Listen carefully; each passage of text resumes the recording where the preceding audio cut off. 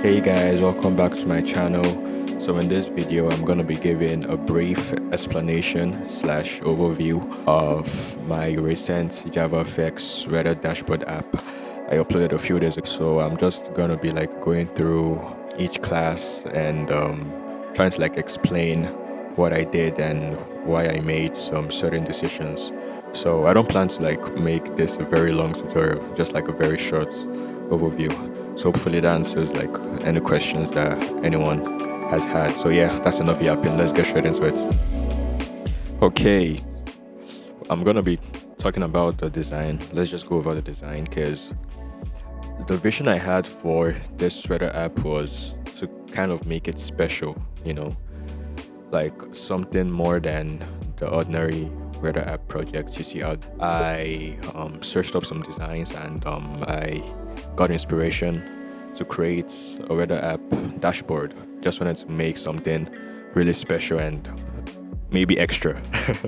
So this will just be a brief demo. Let's say I type in France, for example.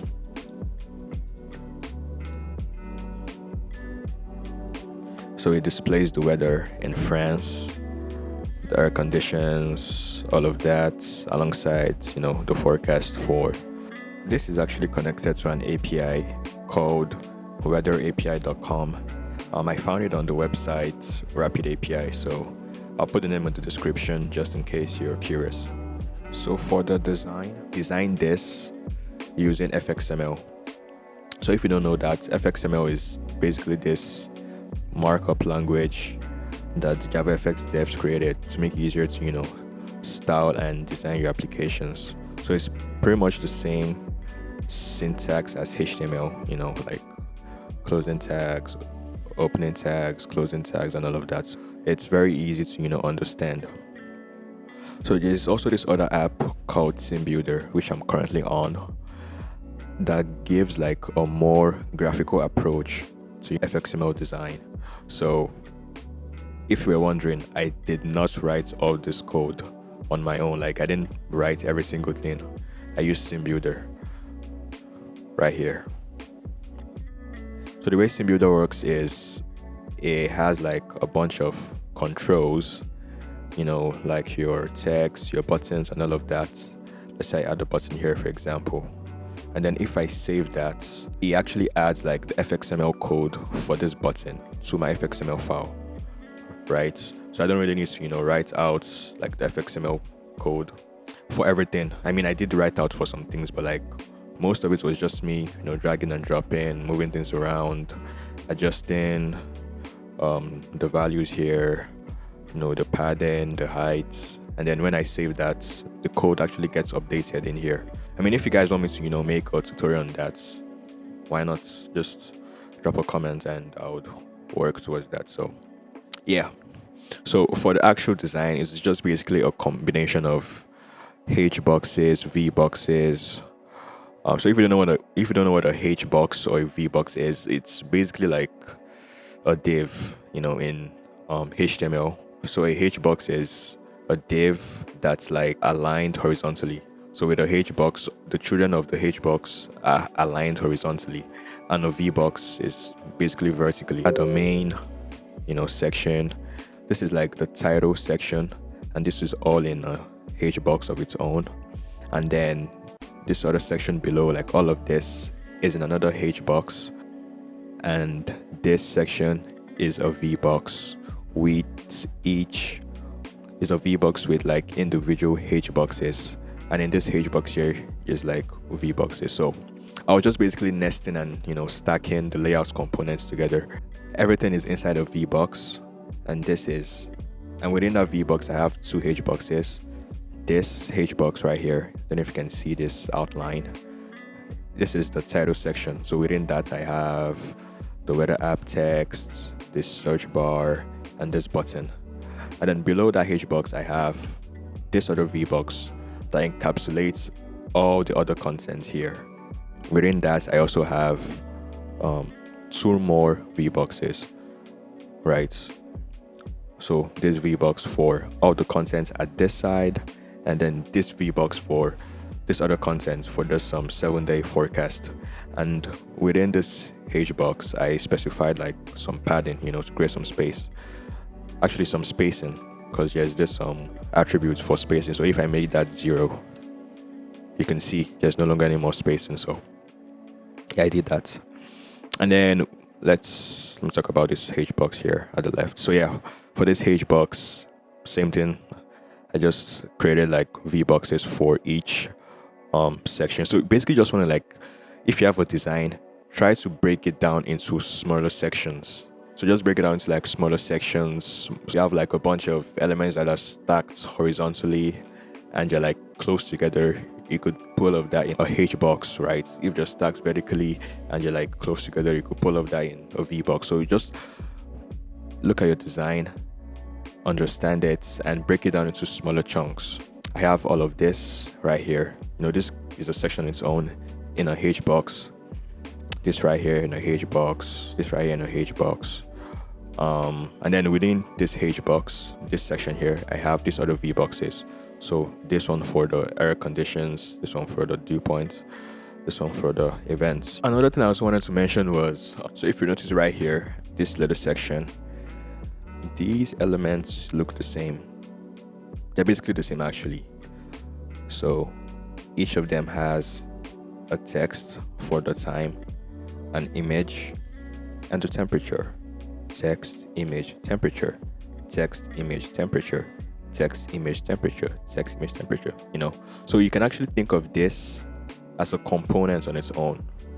So instead of like having to create like a VBox with a text, image, and temperature, and then like create it like 1, 2, 3, 4, 5, 6 times, I can actually create this component in its own FXML file and then just import it into this dashboard. I don't know if that makes sense. So for example, in a framework like React, we have components, and then you can define like a component and then reuse it. So that's basically what I did here for this section, and also this section, but I'll get to that in a minute. This is the FXML file for that component.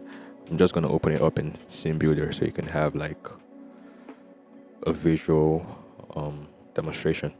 Yeah, so this is basically it. Like, it's so simple. Like I said, the label up top, image, label. So the label up top is for the time, image, and the temperature right here. And then it's called hourly forecast card. Yeah. And then I just imported those components here 6 times. So it's called FX include. So you can see right here, FX include, and then I specified the name of the FXML file. So that basically just imports the FXML file and then adds it here. Then you have a line, then another of that component, a line, just like that. So we have 6 of these, and I put all of that in a H box.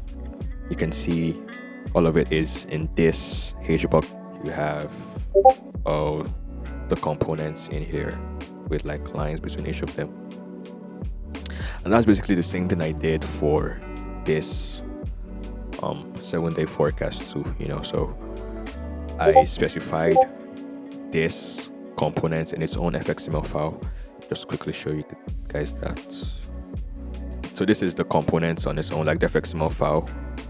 And you just have like 3 labels, a label here, with an image, and then another label. So, and then I imported that into the main FXML file right here using the includes. Just close that. Using the includes attribute. So it's pretty neat, Like that way you have like reusable components, reusable design, reusable cards. So another thing worth mentioning is for the styling, like the colors and this animation here and there, I use CSS. So JavaFX actually lets you use CSS to style your JavaFX applications right here.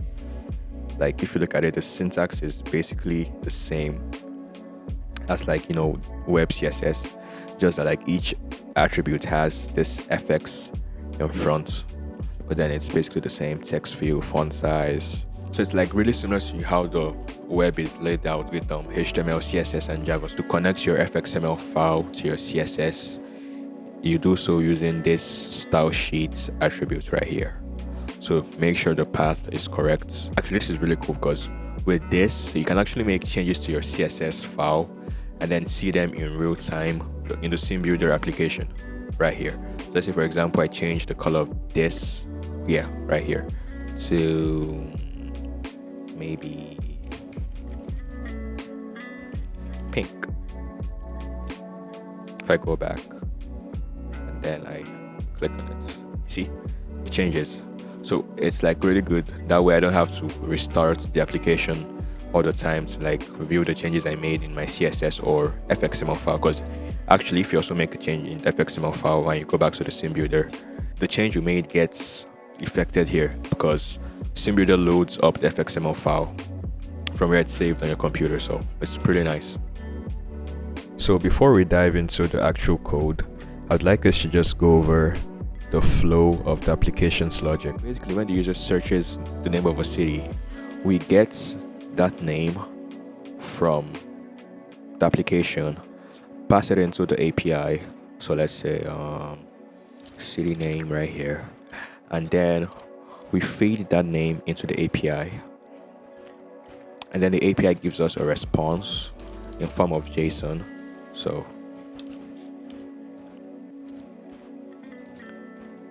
and then we parse that response to get the information we want. So pass response to get the info, and then we display the info. So this is basically what the application does in a nutshell. Okay, so now we'll be going over the code for the actual logic of the application. So first off, this is our main file. So this is like the entry point of the application with the main method. It's called app extends application, and then right here I load in my FXML file. I set the title for the stage because if you notice, the application has like a very nice title right here. See, weatherly application. Because I wanted to have like a custom icon right here. Don't know if you can see that. That's like different from the default JavaFX application icon. So I use this stage.get icons, and then stage.set scene, and then stage.set maximize, because I always like my apps to be full screen. So each FXML file has its own controller to control the graphical elements or the layout elements in the FXML file. So if you notice, if I go back to my main render.fxml file right here, and we look at this label here, you can see I gave it an FX ID called label. And this FX ID is just basically a way to map this label control right here to a label variable in the controller file. So right here, you can see I create an instance variable, private label, city name label with the @fxml annotation. So basically at like when the application runs, JavaFX maps each variable here to their corresponding controls in the FXML file. So you can see with this, I can do stuff like set the name, get the name, basically anything you could do with like a label. This is my control class for like the main weather screen. When the user puts in a name and then hits enter, I get the input, and then I call this method getWeather in my service class. So I have an API service class that basically handles sending a request to the API and then getting the response and then parsing it. So actually at first, this class was like 100 lines long because I had all the methods, all the code for getting the data from the API and parsing it in this class. But then I realized that, that's like a bad programming practice. It violates the single responsibility principle, which states that a class shouldn't be doing too many things. You shouldn't be getting data, passing data, and all of that. That was what my class was doing at first. So I abstracted each of those functionalities into their own class. So you can see right here, I have the weather API which I instantiate. I also have a weather parser, which I instantiate here. So this weather API client right here gets the data. So I create a new HTTP client variable. I get my API key, which is set in my environment variables, the URL, and then I basically just build a request and then send a request and get a response, and then I return the response body right here, and then I pass in that response to my weather parser class, and let's just go into that. So you can see, yeah, this class is actually like long because JSON response gotten from the API was very, very complicated. So I had to do a bunch of stuff to get the important data. So for parsing JSON, so Java has like a bunch of libraries for parsing JSON, but like the best library, in my opinion, which I like using most of the time, is called JSON, and it's like really good. So I'm not gonna go into details because this video is going to be so long. But you can watch like tutorials for how to use JSON out there. I think like there's this other library called JSON by Google. Yes, by Google, which is like kind of easier than JSON. But I don't know, JSON is actually easy in my opinion. It's really easy to use. So this is all the logic for parsing the data, and then I created this model class called weather data model that basically just encapsulates all the important data that I'm going to be using, like I'm going to be getting from the API and then using in my application. So I created a class and then use this builder method from Lombok. So Lombok is also this other Java class that basically reduces boilerplate code. So if you look at this class, you notice that I don't have getter methods, I don't have setter methods, and all of that stuff. I don't have a constructor because Lombok does that for me, when I run the application. So when the application runs, I think it's at like compile time or run time, I don't know, but like at some time, yeah boy, Lombok automatically generates those methods for me. So it generates a getter method, setter method, constructors, and this builder that just makes it easier to create an object instead of having to use the constructor. It's just better in my opinion. So yeah, I return this weather data object in a weather data variable, and then I call this method display weather, passing in that variable. So if we go to display weather right here, you can see it takes in a weather data variable as a parameter. So I basically just set all my layout controls, like my labels, my texts, using the values in that variable. So get city, there's a label for that. I set that. The country, I set the country label to that. Local time label, I set it to the local time value from the variable. Same thing for temperature, visibility, dew point, pressure, sunrise, and all of that. And then for this, I basically do the same for the hourly forecast and the daily forecast, because I actually had like a model for that. So if I go right here, yeah, so for my daily forecasts, I have the condition max depth means min temp, a boolean to know if it's day, because I use this to determine which icon I'm going to show. So imagine if it's night but the skies are clear, so you don't want to like display a sunny icon, you want to display like a moon icon. So same for hourly forecasts, time, temp, condition is day. And then I have this enum right here. So this enum is for storing in all the possible values that I could get from the API, like the possible useful values that I could get from the API. So hail, haze, heavy rainstorm, heavy snow, light rain, lightning, moderate rain, moderate snow. And then the enum has like a label and then the name of the icon corresponding to that condition. So I have like an icons folder for each condition, I categorize them into big, medium, and small, as the case may be. And then I use them all through the application. So this is the enum, these are the values. And then right here, I have this method called get icon from condition. And this returns a weather condition right here. One of these. This takes in an API condition. Let's say it's raining and it's night. So first thing we do is convert the condition to lowercase, and then we just basically have like a bunch of if statements.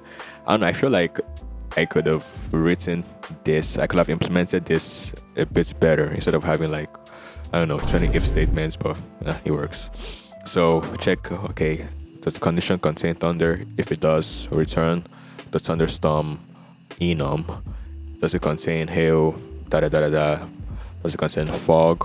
Right? And then right here is where we actually determine what icon we're gonna return, depending on if it's day or night. So if the condition contains partly cloudy, there are two types of partly cloudy. We have partly cloudy daytime and partly cloudy night. I'm gonna show you guys the icons for that. Right here. So we use the isDay boolean to determine which one we're gonna return. So if it's, I don't know, if it's night and it's partly cloudy, return the partly cloudy night. Same thing for cloudy, same thing for clear. Then if it contains moon, return full moon. If it contains wind, returns windy. If it contains wet. So the reason why I'm using contains and not dot equals is because the response gotten from the API does not exactly match my conditions. So like from the API, I could get something like, I don't know, light wind, blah blah blah, or like light rain, heavy rain, like a bunch of texts, right? So we're just checking to see if it contains like any of these these are the keywords. So we just need to know if it's clear, if it contains moon, if it contains wind, and from that we can return the enum. I like keeping things neat, so I just structured the project into like a bunch of packages. So I had this client package. I feel like I create like different packages as an excuse to, you know, get this little cute icons. Just so cool.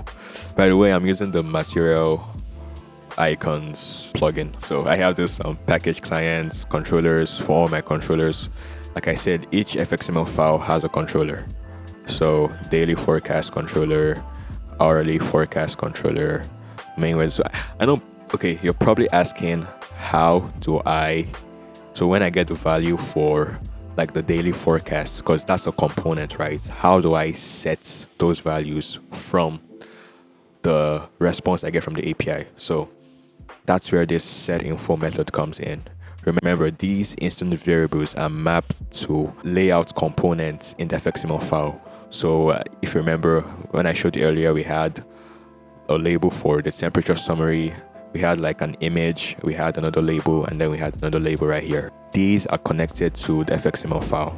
I created this method called setInfo, where that basically takes in these values: the temperature summary value, the weather status, the current date, the image name, and then set those values to the corresponding label. So set the temperature to the temperature summary label, the weather status to the current date, and then for the image we call this setImage method, which takes in an image object. So I create an image object using this new image method. I call this getClass getResource. This basically tells Java to look into my resources folder right here, and then look into this path. So org example weather app icons small, so icons small, and then the image name right here, and then to external form. I think this just converts it to like a string. So we do the same for the hourly forecast controller, setInfo, passing the time. If we go back to the main weather controller right here, you can see that for each component we had a controller, and then we basically looped through each controller and then set those values using the setInfo. So hourly forecast, I think I've already gone over this, but this is basically the model class for the hourly forecast, like for that component. This is just basically a class that encapsulates the data we need for the hourly forecast, because remember, it's the same, right? So we just create a class for this. Same for daily forecast. And then we have a list of that. Where is it? Yeah, a list of that right here. Because remember, in our weather data, we defined this list of daily forecast right here. When we get that data, we just basically loop through it. We get the first hourly forecast, and then we have icons. Like I said earlier, I just created a bunch of classes to encapsulates data. So this icon class is actually just for the label and the icon path, and then icon utility is just an intermediary service utility class that basically takes in the condition, the boolean, and calls the weather condition method right here, and then returns an icon. I mean, I could have called the weather condition method right here, but I just wanted to create like an icon class, just abstract that method. So icon this equals icon utility the get icon data the get condition. Remember, this data has this condition. So this condition may be like sunny or rain or like snow, and then get is day the boolean, remember. And so we pass in those values into our get icon here in the icon utility, and then the get icon method calls the get icon from condition method in a weather condition enum. Then we create a new icon passing in the label and the path, like the name of the file itself, and then we return that. So when that's returned, we store it in this variable right here, icon1. And when we call our controllers dot set info, we pass in the time, the icon path, and the temperature. So this basically formats the temperature to I think 1 decimal place. And then we do the same for the daily forecast, the controllers get icon utility, we get the icon, we pass in that info to the controller using the set info. So that's basically how this app works under the hood. Remember, we get the data from the API, we parse it, clean it up, and we display that data to the user. Okay, so I guess that's pretty much it for this video. Thank you so much for watching. Please drop a like, subscribe, share, leave a comment. Your feedback is really important to me to grow. So let me know if you'd like to see more tutorials in the future, and I'll see you guys in the next one. Bye bye.